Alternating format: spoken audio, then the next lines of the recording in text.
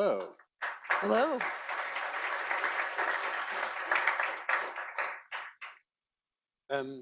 Hi, welcome to Relic.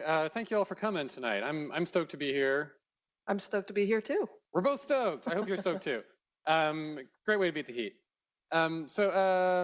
Here's what we're gonna do. So we're gonna introduce ourselves. We're gonna go through a whole bunch of stuff. Hopefully you'll learn something. Then we'll have some Q&A at the end, and I'm super excited for the Q&A. So we're gonna introduce each other. So this is Honey Darling. She's the manager of the browser team here at New Relic. We've worked together for about a year now, actually, since you joined, right? Mm-hmm. We've got her photo here with her lovely wife, Bella, and her two kids, Aura and Rowan. Mm-hmm. Yep, thank you for They're amazing, I hear. Yes, they are. They're awesome. Maybe I'll meet them one day. Maybe. You're lucky. This is Brent. Brent is our organizational architect. You've been here a little bit longer than I have. Yes. Been here 8 years, and you have 2 fur babies. Yes, no real babies for me. Wendigo and Galen. That's them. Wendy is doing her morning begging routine where I get to carry her around. She's very adorable. Anyway, so that's what we do. Let's get into some content here because you're not actually here to learn about my cats as good as they are. Darn.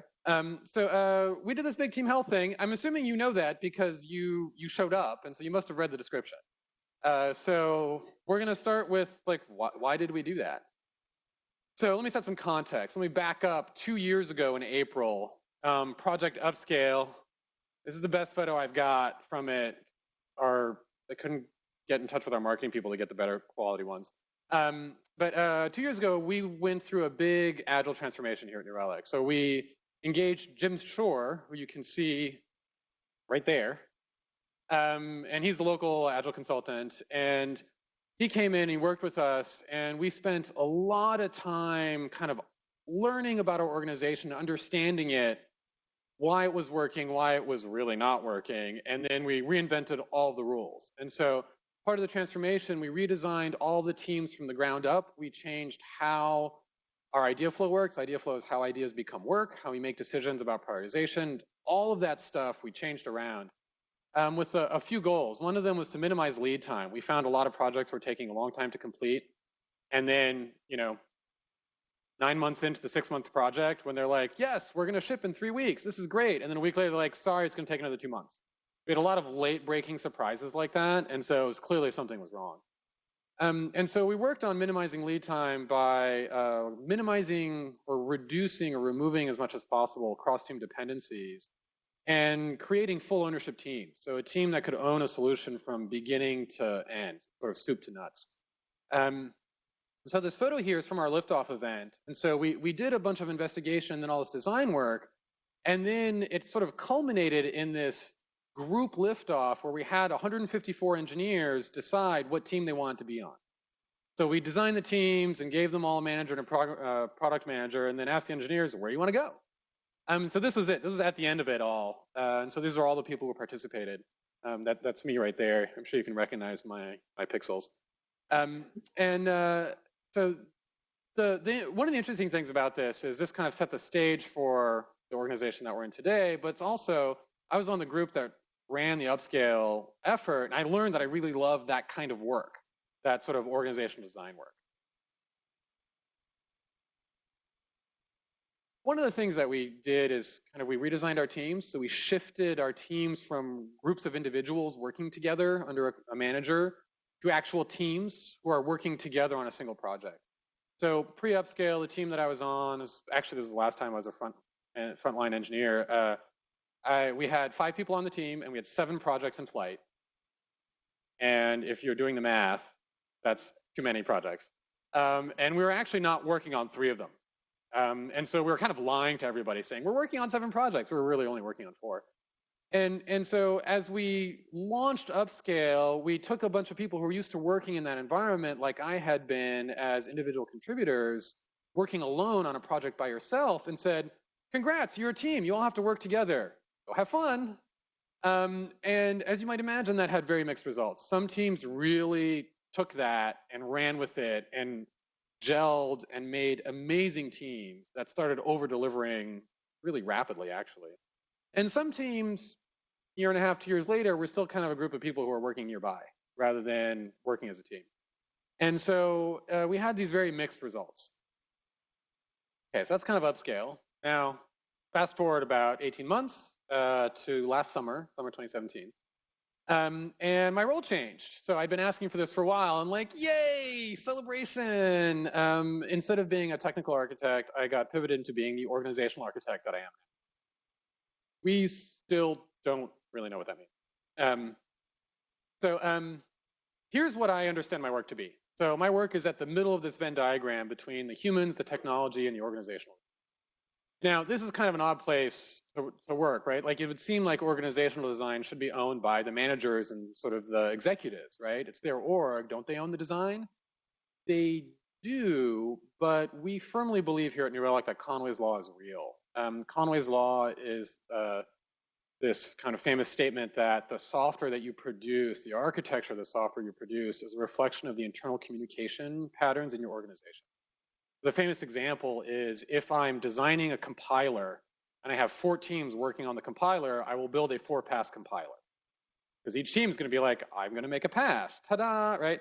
And so because of that relationship between the organizational structure and the software you produce, at New Relic, the architecture team owns the assignment of technical responsibilities into teams. That is a huge part of the organizational design. If we want to build full ownership teams that own a little bit of database, a little bit of back end, a little bit of front end, the architecture team decides that. So that's why, as an architect, I can work on the organizational. So that's kind of the space I work in. My best understanding for my role is that my job is to make our system of teams more effective.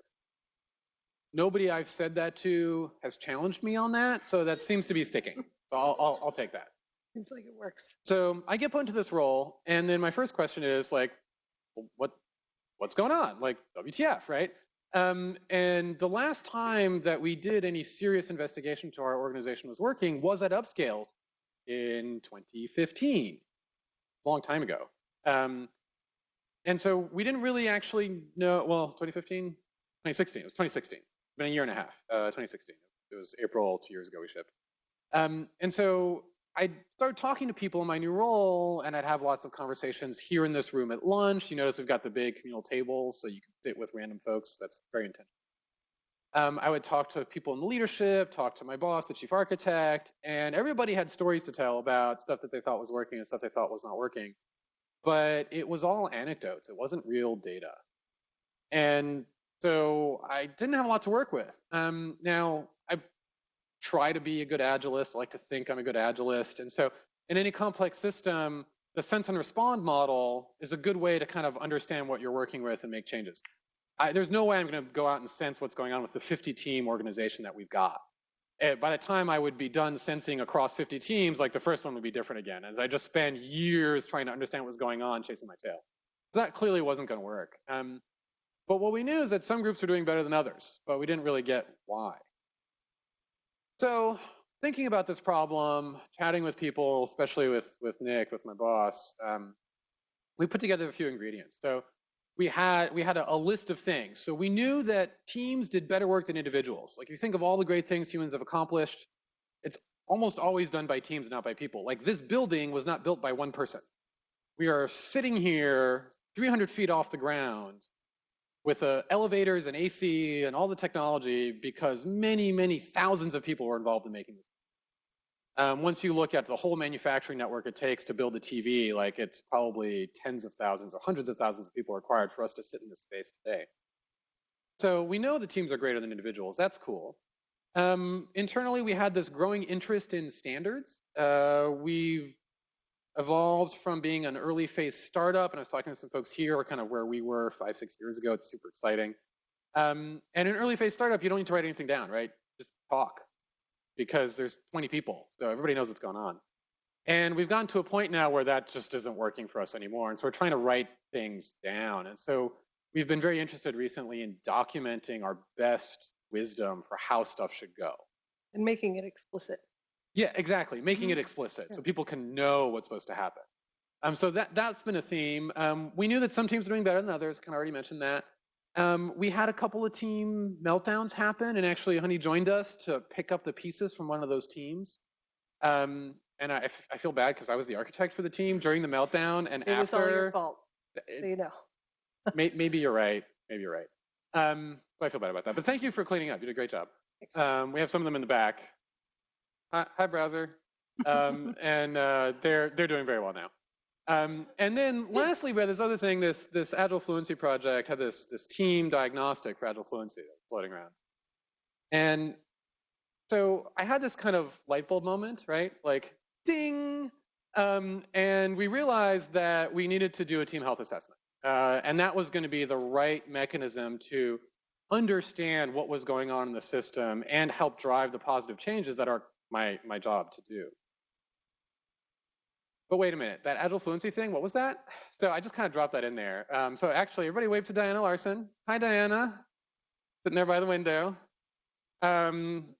So the Agile Fluency project, this is created by Jim Shore, who helped us design our current organization, and Diana Larson. I'm gonna probably butcher this a little bit, so feel free to correct me if I do.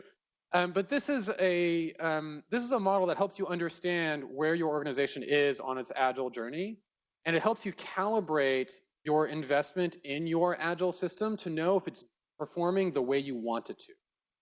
And so this was firmly baked into our design that we put in at Upscale. And in fact, at Upscale, we decided to be here. Let me kind of explain what this is. So at this first level, focus on value, you do some work with a team, you shift the culture around, and you get a team that instead of focusing on doing what the VP says or shipping features, they focus on delivering business value. Then if you work on the skill set on the team, you get to the second level where the team can really dial in their delivery. This is a lot of kind of software fundamentals. I mean, fundamentals. They're actually advanced techniques, but stuff that's now considered kind of table stakes in an Agile system. Things like CI, CD, testing, that kind of stuff. Then if you do some work on the organization around the teams, which is what we did at Upscale, you get to this level, which is the optimized value level. Here, you have enough business and market context on the team that they can become self-directed. So they're able to focus on the business value that they're going to deliver it well, and in the end, become an autonomous unit that is able to continually deliver new value for organization. So how did I do with that? Is that good? Thumbs up, victory. So this is the model that we were working with, and this is the model behind Upscale, and we targeted this optimized value level. So this gives us a lot of framework to help understand how we are. So, okay, all this is cooking around. We decided to do a team health assessment of some kind to kind of understand how our teams are doing. So the first step was to get alignment. So we looped in the leadership, we talked to folks, said, here, we want to do this thing. And my original thinking was, we'll start small. I'll be a good Agilist, build incrementally. Start with the smallest thing that I can, and then make it bigger and better over time. And I got some really unusual advice from Nick, from my boss. And he said, no, don't make it small. Make it bigger. I said, like bigger? He's like, yeah, make it bigger. But I said, bigger? He said, no, I mean bigger. Make it that big. And so instead of starting with me doing a thing where I could get like an hour from a team and get some data, he said, you need to put together a team to do that. So we pitched it as a big project, and it worked. So step 3 was put together a team. So we put together a team of 6 people, drawn internally, who are all people with reasonable Agile chops and, also good facilitation skills. And that was super important because the assessment we knew was going to require lots of talking with teams and lots of facilitation skills to make that go. So we've got actually one of my other facilitators here in the room. Hi, Chris. Still works for us in New Relic. So again, if you're looking for jobs in New Relic, he's one of the people to talk to. We did actually, yeah, you are hiring, aren't you? So we put together this team, and then we took the training from Jim and Diana from the Agile Fluency Project. So they offer a training on the model and how to apply it, and then how to run a diagnosis on your team.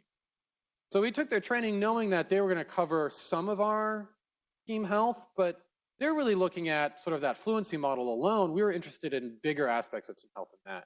So we kind of did all the homework from their training, which was essentially to figure out how you're going to roll their training or their diagnosis out across your organization, and just did more so we could come up with a full team health evaluation rather than just the Agile fluency. So as we were putting together that team doing that work, we missed one thing. And so we tried to get lots of representation from different parts of the org, different kinds of people. So we've got managers, and I'm an architect, and we had somebody who was just a frontline engineer, and we had people from this office and from San Francisco, and what we missed was we're all a bunch of straight white dudes. So if you embark upon this for yourself, do better than we did. We're going to fix this in the second round that we're going to run in a couple months, but do better than we did, because a bunch of straight white dudes does not represent the organization. So step 3, we had to actually figure out our standards. So the Agile Fluency project handed us some really wonderful standards for the Agile Fluency aspects of being a team, but they didn't hand us anything else. So we had to go and build that. And so spent a lot of time, took me several weeks, and I did a sort of asynchronous collective brainstorming. I sat with everybody in the organization who was a director or higher. In theory, these are our most experienced managers, and therefore are the best at being manager, therefore are the best at being team. So I asked them a simple question: what do you think makes a healthy team? And so this is the number of people I talked to. It feels like there's a whole chunk of my notebook of notes on that. And I asked them a simple question, and from that I collected 250 different things that make a good team. Now, if I'm going to sit down and ask you, like, hey, honey, you're the manager of a team. Can you fill out this 250-point questionnaire? Love to. Thanks. Really? No sarcasm there? None. None, right? Nobody was going to finish that assessment if I handed that out. So that was not going to work. So we took that 250 and we boiled it down. We did a big affinity mapping. We wrote them all out on note cards, spread them out on tables, put like things together, deduped the list. And one of the big important parts of that was we created this Fight Club pile. We actually titled it Fight Club. So we had these like header cards for the different categories. We had a Fight Club card. And anything that was controversial, we put in the Fight Club pile. And this is reflective of one of the really interesting requirements we put in place for ourselves, is we wanted our health standards to be true and believable. It was more important to us that everybody buy them than that they cover all of the aspects of a healthy team. Alignment is critical for this effort. And without the alignment, it was not going to work. And so that's where the Fight Club pile came from. So we put a bunch of stuff in Fight Club, we sorted everything else out, and then we went back through the Fight Club pile and looked at them. And having been through everything else, some of those naturally resolved. We realized, no, this is like that other thing we've already got.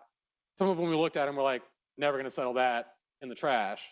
And we eventually got through all of it, and we made a decision about every card that came in.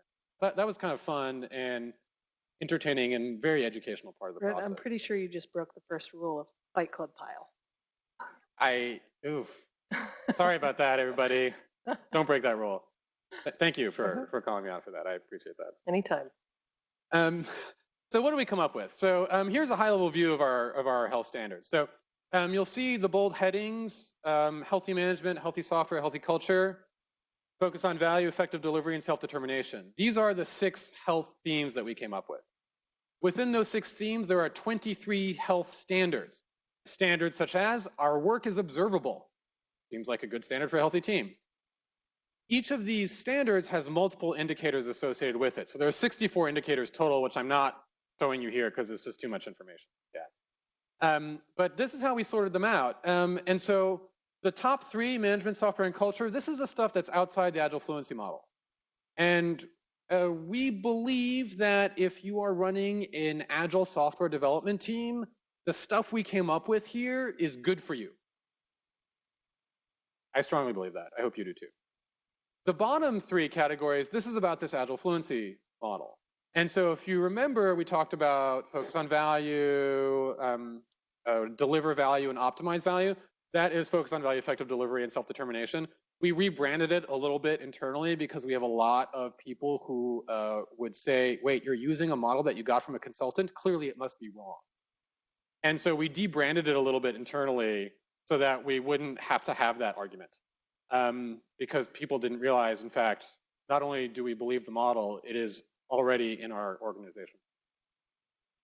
So this is what we came up with. To drill in just a little bit to show you a sample for what the indicators look like, this is a great example. So you can see in the left-hand column is the top-level theme: healthy software, healthy culture.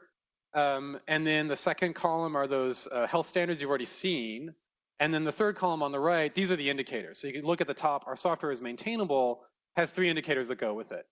There's a different number of indicators for each standard. There's typically 2 to 4, but this is an example of how they work. So after we settled on the standards, we got all that alignment. That was a lot of work. Then we had to go and build the thing, go make our assessment happen. And so an assessment is not just like, we've got standards, tell me how you're doing. Like there's a whole program around that, right? It's a big project. We're assessing 50 teams. There's scheduling, coordination, logistics, all that kind of stuff. And there's the details of what you're actually doing with the team while you're sitting with them. So we had to figure all that out. And so the primary concerns were the flow of the conversation during the assessment, that facilitation process, and then the confidentiality rules. We wanted to make it a safe space, and Hein's going to talk more about that in a minute. And so here we're not going to share a lot of details because the details don't really matter, because what we came up with worked great for us, probably wouldn't work for you. It's very much got to be fit to your culture. And so I will leave that as an exercise to the reader, figure that out for yourselves. One of the important things that we did here is we did a trial run, and that was super neat. So we actually sat with a team, we got them to volunteer, and we sat with them and did it, like did the 3-hour assessment with them. And we learned a lot from that. So we learned all of the wording choices that we made that were super confusing, that nobody understood. Because as the person who was in all of the interviews with the directors and in all the affinity mapping work, I knew what everything meant, right? Like totally. Turns out other people were not inside my head. Thank you for that. And so we did that. We also refined some of the flow of the facilitation. So we originally had people filling it out on paper, and then we would transcribe it digitally so we could all share and see together. And we realized, wow, that takes an extra 45 minutes. Let's not do that. So we moved it all to be electronic. That was kind of neat. But that was essentially the flow of it. So then we get to running the assessment. Yes. Oh, it's my turn. Yeah, because so here's kind of the structure, the meta structure for y'all. So because I ran the program, Honey was on one of the teams. So I'm giving you the forest view. She's going to give you the view from the tree. From the tree. Because she's one of the trees. This is the browser team. I'd like to introduce you.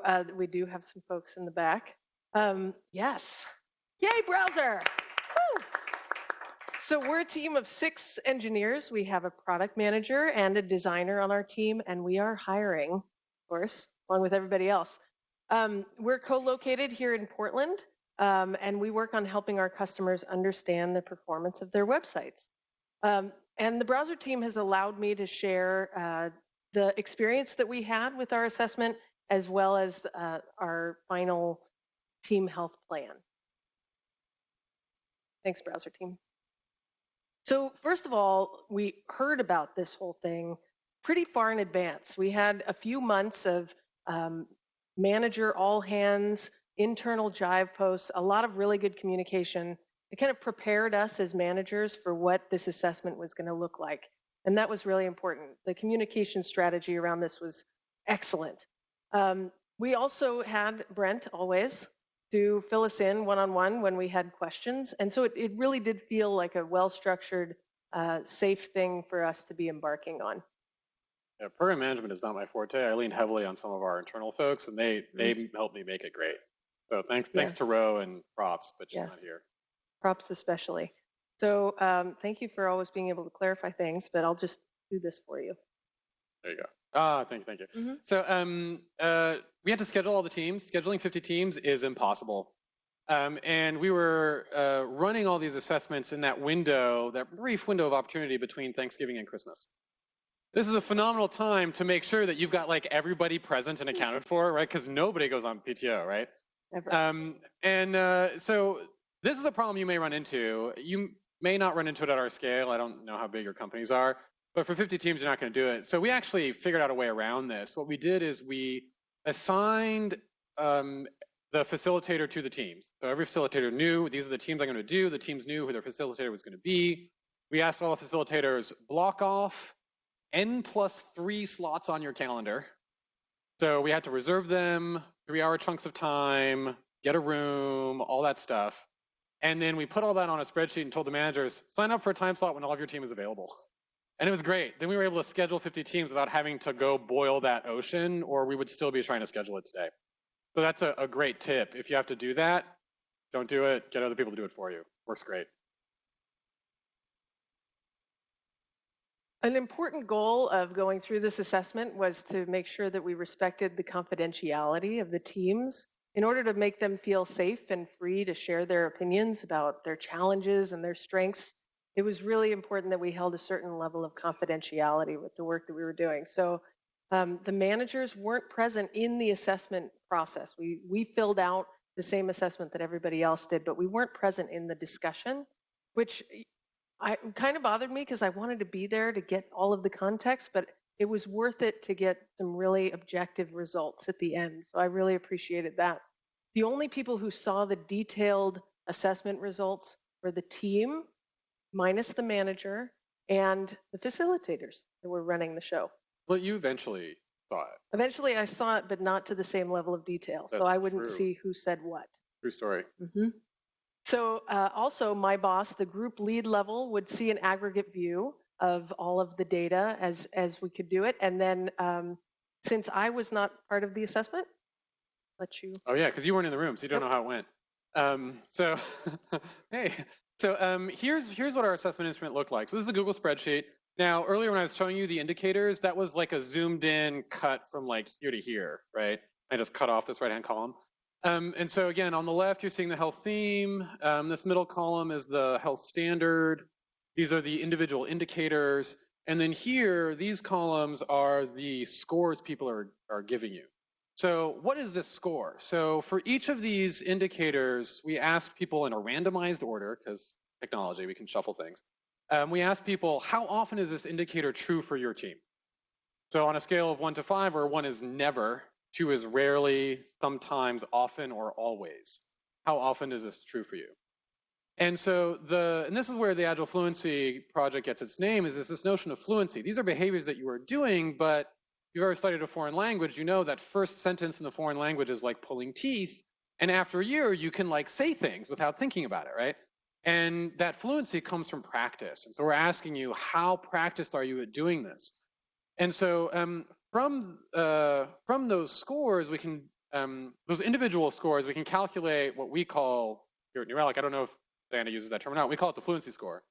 And so we can ask you, what proportion of the responses are 4s and 5s? So we could say, for your team, across all of the indicators, how many of your answers come in this 4 and 5 column?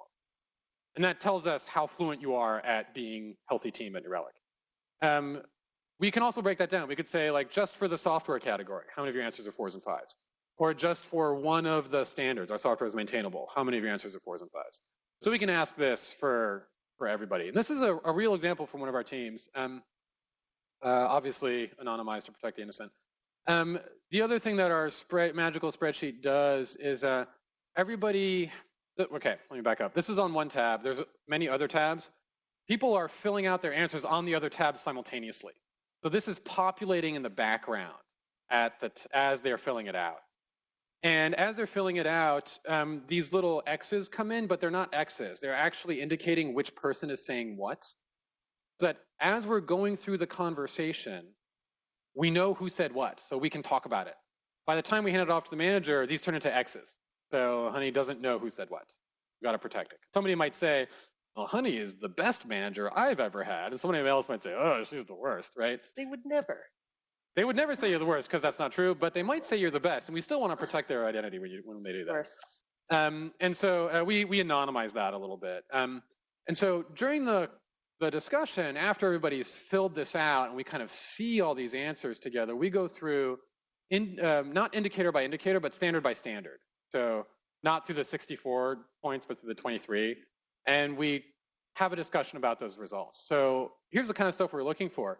If you get a pattern where the results are clustered at one end, low or high, like here's one where they're all clustered at the top, we want to ask, why is that? Like, why is it that this really works for you, or why is it that this doesn't work for you? And then there are situations more like this answer here, where there's a giant spread. It means that something is going on there that's kind of interesting. And so in those scenarios, the discussion was, why don't you see eye to eye about this? Do you agree on the reality of the situation, but interpret it differently, or do you perceive the reality very differently? We try and bring that out during the conversation. And as the conversation is going on, people could go back to their spreadsheet and change their scores. If they answered it and they realized like, oh, I didn't understand the question, or they're talking about a scenario and somebody's like, well, I scored it really low because we have service X, which is like freaking terrible.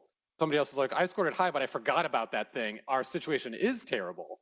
They could go back and revise it, right? This is not a quiz in the sense that you're getting a grade. This is a quiz in the sense of you're just answering a bunch of questions. And the questions are there to drive the discussion. The value from this comes from the conversation. So as the conversation was proceeding, as the facilitator, we're in the room taking notes, taking a lot of notes, so that we can fill in the manager asynchronously about what's being discussed, so that they then can come in and read it and understand something. The last piece I kind of want to show you here is we have these fancy charts. This is just showing you the proportion of answers that are 4s and 5s. You can see it's color-coded, so like the dark blue is the 5. That's how many answers were 5s. The light blue is the 4s. That's how many answers were 4s. And so it's a nice visual representation. This is a pattern that we saw in a lot of our teams where we're strongest in culture. We have an amazing culture here. True story. Come work for us. We wouldn't be New Relic if we didn't have fancy charts. True. We are getting notes. Very important. So that's how the results went. And then there was this 2-day waiting period. Yes. And this was important. So this is about this confidentiality piece. So let me give you an example. We had a team who, very chatty during the assessment.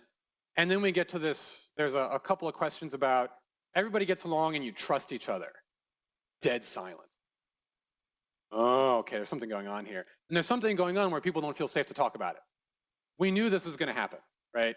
And so we put in this 2-day waiting period. We call it the back channel period, so that people could come asynchronously talk to their facilitator and say, hey, I read the notes that you wrote and that thing is incorrect.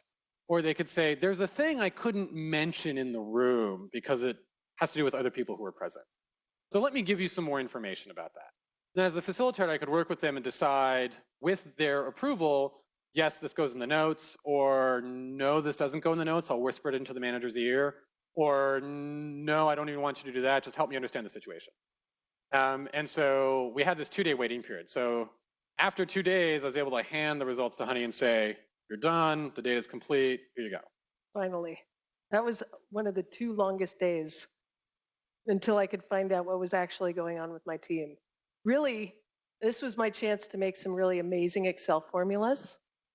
This is the only chance I get to code anymore. I really love it.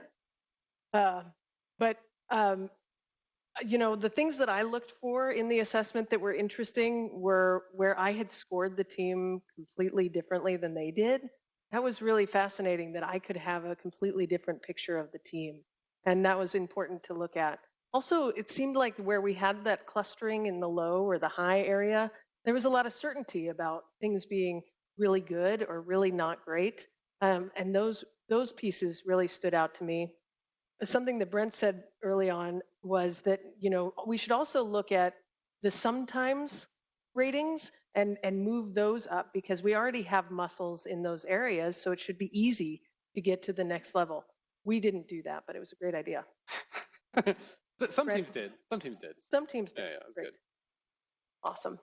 Then we got to asking the teams to make health plans. And so because this was our first round of doing this whole thing, it was kind of interesting because at the beginning of the process, we didn't know what the health plans were going to look like. And then we were so busy running the assessments during December that we still didn't know. So we finished all the assessments, and then in January, we're like, hey, everybody, time to make a health plan. We'll let you know in a week what we want you to do. That was kind of entertaining. Pro tip, plan a little bit better than we did. We just got really compressed for time. Plan for your plan. Plan for your plan, yes, totally. We asked all the teams to put together a health plan for themselves. And these were about a page, maybe a page and a little bit. And we asked them to identify 4 things. So what are your top strengths? What are your top weaknesses? Your areas to focus on. What is it that you want assistance to complete? So your strengths, your weaknesses, this is your understanding of yourself. And then your requests for assistance are things that you need help from. You need investment from the organization in order to do. So maybe you're saying, you know what, like we have 3 engineers on our team and we own 35 services and that's not scaling. We need more headcount, right? That's the kind of investment people could ask for. I use that because it's an easy example to understand, but we actually told people you can't ask for headcount here because we have a different process for doing headcount allocations. But there were things like, we want training, so we'd like to bring in a trainer to do X for us, or we need coaching on this particular topic. So people were able to ask for those kinds of things. And then the fourth thing we asked them to do was to put together an action plan with some goals. So come up with 2 to 5 things that, unlike the request for assistance, are fully within your team's control. Things that you can do for yourself to make your team health better. Now, this is really interesting because we didn't tell people you need to work on this thing or that thing. We asked them, you tell me what you're going to work on. And we asked the managers to talk with their teams about their plan because the plan is work. You're signing your team up for work. And if you sign people up for work that they don't understand or agree with, it's not going to go well. So we asked managers to talk to the teams about it. And then the plans, which contained this sort of digested view of how the team is doing, those got filed with the manager's boss. So there was an accountability mechanism built in there. And so we did that. And then tell us about your plan. So we had a week to prepare for our plans. Yes. Great. I love plans, so I was really glad this was a step in our assessment process. I was excited to make a plan for the team to make things better. That was important to me. I, of course, showed the team my very fancy color-coded spreadsheet, and they were extremely impressed. And then we had a series of brainstorming sessions where we kind of figured out for ourselves what the most important things that we cared about, that were our strengths and our areas of improvement and the goals we wanted to make and the action items we could recognize. And, we wanted to get to a better score in our next assessment. That was really important to us. So our first step was to identify our strengths. We needed to decide what we were really good at because we want to reinforce those things. We want to make sure that they continue over time and we're not doing anything to potentially get in the way of our strengths. We found that we had 3 really strong indicators on the team that we wanted to call out for ourselves. The first one was that the browser team has great ideas and we support each other's ideas. We listen to each other, we pay attention, we make sure that folks who might be a little bit more internally processing have a chance to contribute to our discussions. I know that if we have great ideas that are valued by the team, that means we're just going to have more of them, which is really important to us. And this was a part of the, we have a culture of inclusivity standard. Good at that. Our work-life balance is extremely important to us as well. So one of the things we've worked really hard on in the browser team is being able to work from home and also to make that experience better. Because it can be kind of rough being a remote person sometimes. I'm sure many of you know what that's like. We also step in for each other at a moment's notice. We notice when we're feeling overwhelmed and we provide cover when we need some balance. We also realize that when we focus on the personal things and make that better, we can be a lot more effective at work. And I really do feel honored to be part of such a supportive team. You've got a great team now. You, great team. We are not afraid to try new things. If anyone here knows me, they know that I love changing things up and making things better. So we have really high standards for our team and what we can accomplish. And so we're constantly improving very intentionally around everything that we do. I think we realize also that the process of reflecting and learning and adjusting is really key to our team trust as well. Great. So we've got what we're good at and we're going to maintain that, but what do we need to improve as a team? So the browser team had what we call a bus factor, and pretty much what that means is that we would get pretty scared if somebody went on vacation for a month. We'd actually probably get pretty scared if a person went on vacation for a week. So we were worried about what this meant for our team, and one of the things we did was we renamed bus factor to opportunity factor because bus factor is a little bit morbid. I like the phrase lottery factor. Lottery factor is good too. Perfect. There are good lotteries and bad lotteries. Mm-hmm.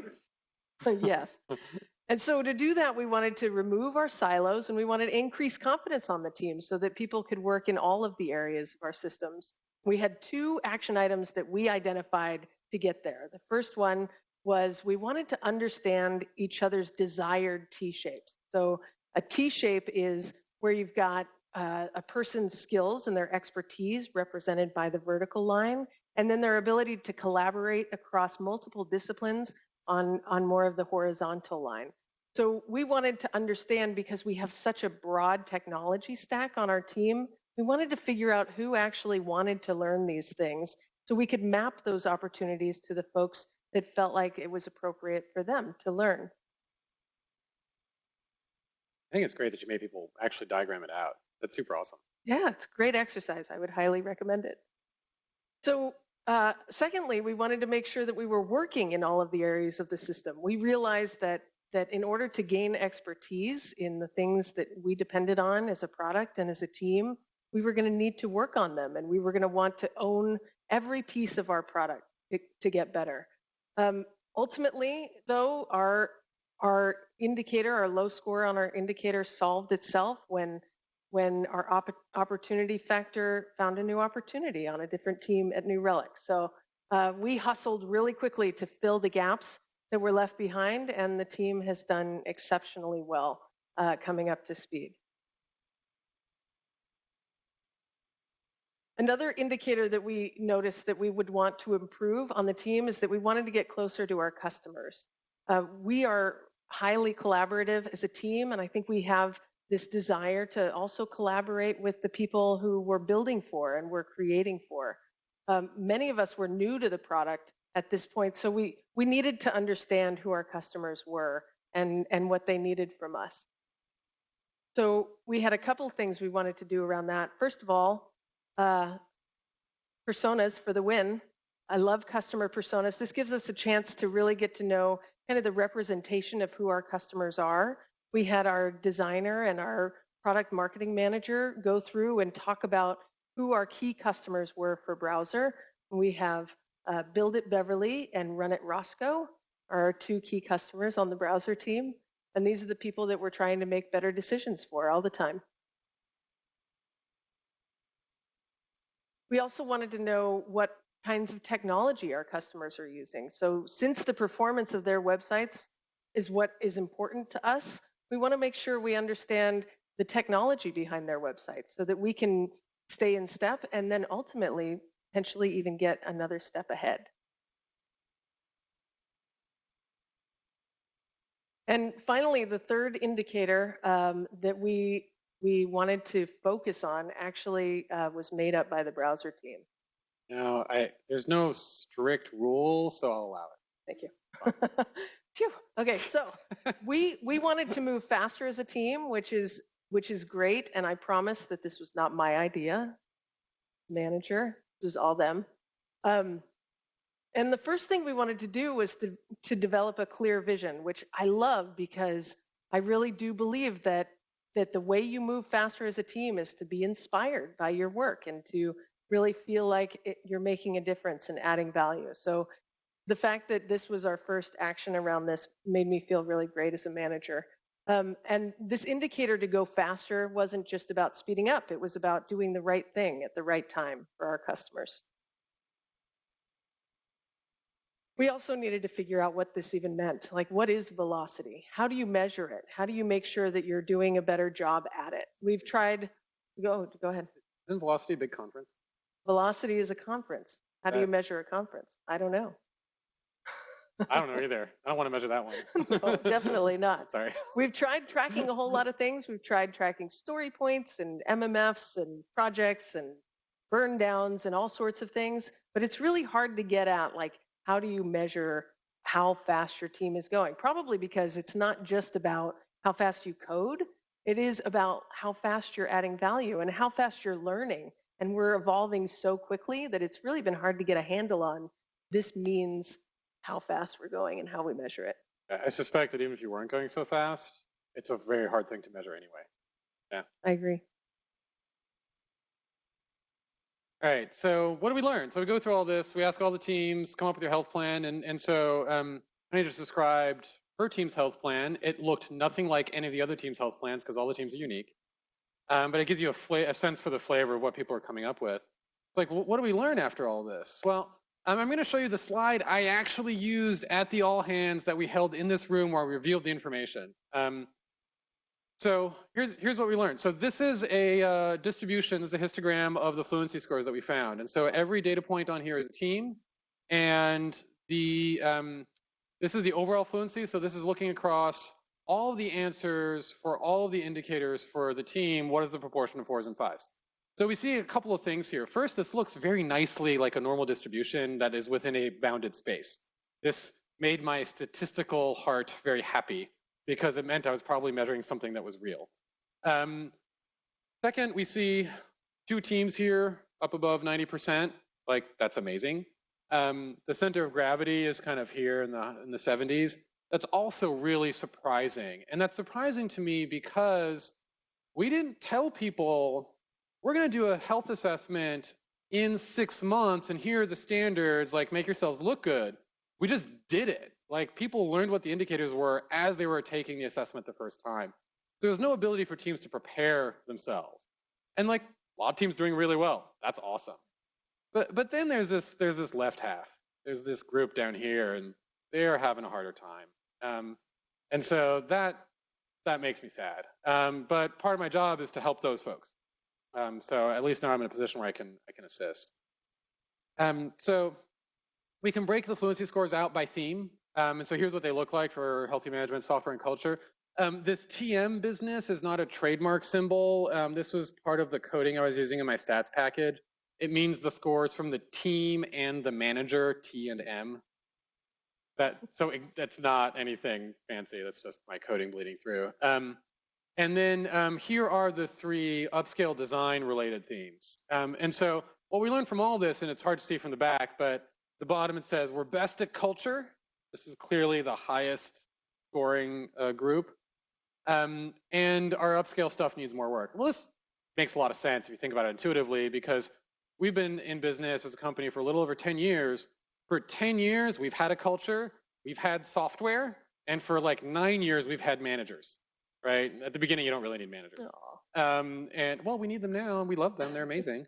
And then this upscale business, this has been in the org for 2 years. And so of course, we're not gonna be as good at that as we are at the other stuff, because we have a lot less practice, that's all. That's a very easy way to understand it. So this is the foundation of the quantitative analysis that we did. I also ran a bunch of statistics against this. And so I was able to slice the teams up by demographic characteristics, like which office are you in? Are you in Portland or are you not in Portland? I mean, one of our satellite engineering offices like San Francisco, Phoenix, or Barcelona, that kind of stuff. We were able to ask, are you a customer-facing product team like browser, or are you an internal-facing platform team? And there's a whole suite of those sorts of demographic scores we're able to assign to teams and slice and dice the data based on that to see if there were patterns. And there were some, and I'm not going to go into them here. But this is cool, but like, what does this tell me about our organization? Tells me we're good at culture. I knew that, right? Doesn't really help me do my job any better. The meat of the analysis came from the notes. So when we did the assessments, we spent an hour on collecting the scores. Here's what we get from collecting the scores. And we spent 2 hours on doing the conversation. If we had to really apportion that based on the value, it would have been like 10 minutes and 2 hours and 50 minutes on the discussion, because the value all comes from. And so I gathered the facilitators together. We spent a day at an offsite that was the worst offsite because it was actually upstairs in the office. But you know, apparently I don't know how to offsite. It's terrible. And we read through all of the notes from all of the teams, from all of the themes, and we looked for common patterns. This was a really exciting day because the next day I had to do the presentation to the VPs. And again, scheduling is hard. One of our facilitators is based in San Francisco. We needed him to be in the space for us to do it. So that's how it worked out. And so when we were reading through all of this, we looked for patterns that were occurring over and over and over again. And we identified those patterns and mapped them back onto the teams. And so here is the, again, this is the slide I showed to everybody. Here are the top most important findings that we had. We ended up with 35 of these. We call them common findings. And so, we digested this data down into this nice little package for the large reveal to the whole organization. But we actually listed them all out with better description in the full write-up that we did. And so to give you an example of this, this insufficient stakeholder feedback, 34 teams told us they saw that. So that means that 34 teams, this came up as a pattern during their conversation. The facilitator wrote it down. And when we were reading the notes afterwards, we were able to pull that out of the notes. So we saw it on 34 teams. It happens on more than 34 teams because the way the sampling works, all those numbers are going to be underestimated. And so we found a bunch of stuff. This is cool. This helped me understand how our organization was behaving. This told me where the issues were that I needed to focus on to get my work done. So the quantitative analysis, was helpful. The qualitative analysis, this is where the value came from. So then we took the data on the road. So we have this analysis. What do we do? Well, we started with the leadership. I mentioned it was like the very next day. I was here very late that night. First time in 6 years, I think, I stayed here past 7 o'clock working on like an actual project rather than like hosting a meetup. Good work-life balance, go New Relic. And so to take the data on the road, we started by revealing it to leadership, then on the engineering side, into the product management leadership, then to all the managers, and then all the PMs, and then eventually to all of the organization for all. And that data roadshow was really interesting. And it finished with an epic write-up, 22 pages it came to, with all the charts, all the analysis, all the understanding, both quantitative and qualitative. And that's posted on Jive for all of our org to see. In fact, anybody in New Relic can read that if they want to know how we're doing. So we made that information very public. This is a critical part of this effort, I think. There's a lot of, we talked about the confidentiality. There's a lot of sort of political minefields here. If you make this exercise into a way to judge teams and say this team is doing better than that team, you're done. You're not doing the assessment a second time and getting any data out of it because nobody's going to talk to you ever again. And we needed to be very transparent with this so that we can make it clear to all the participants what's going to happen with their data. They can understand, oh, I see how I fit into that picture, but I also don't understand how anybody else fits into that picture. They don't understand how I fit in. My results are confidential. So that transparency is really critical to get trust in the system so people will talk to you second time, third time, and fourth time. So we took the data on the road, but then what did we do? So you may have heard this thing, and it's popular in Agile circles, the what, so what, now what?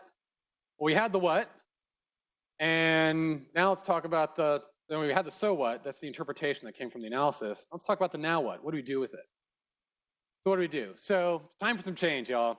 First thing we did is we took our health standards, which had now been kind of run through all the teams, and we put it in our emerging product org handbook. This is, I mentioned there was earlier on that there was this movement to record some standards. This is where they're getting recorded.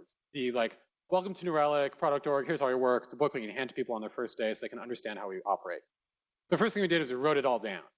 And then the leadership, they are people of action. We have a lot of that around here. This is helpful. It is also a liability. When I showed them the data, in that very first meeting, the VPs are like, here's all the things we want to do. We had to restrain them a little bit. If you put too much change into your system all at once, your system is going to fall over in very interesting and unexpected ways. So we had to really kind of limit that because the leadership came up with the stuff they wanted to do, but all of the teams were already going to do changes. They were already going to execute against their health plans and make a lot of local changes. So we came up with 3 big things we were going to do. We were going to tighten up this stakeholder relationship issue. We were going to create better alignment around MMFs, which we didn't talk about at all, but it was a thing. So if you know what MMF is, now you know what we're working on.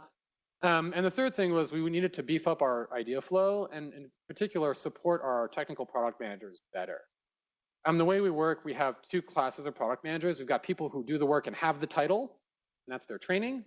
We have people who do the work and don't have the title. They're an engineering manager or an engineer. And the TPMs were having a hard time. And that came out loud and clear in the health assessment results. And so we put a lot of work in to get them better support so they could do better more easily. And so that's kind of the change that we are pumping through the system right now, and that's still ongoing. Then what's next? We've done a bunch of stuff. What do we do from here? Well, do it again. We got one data point. That's fantastic.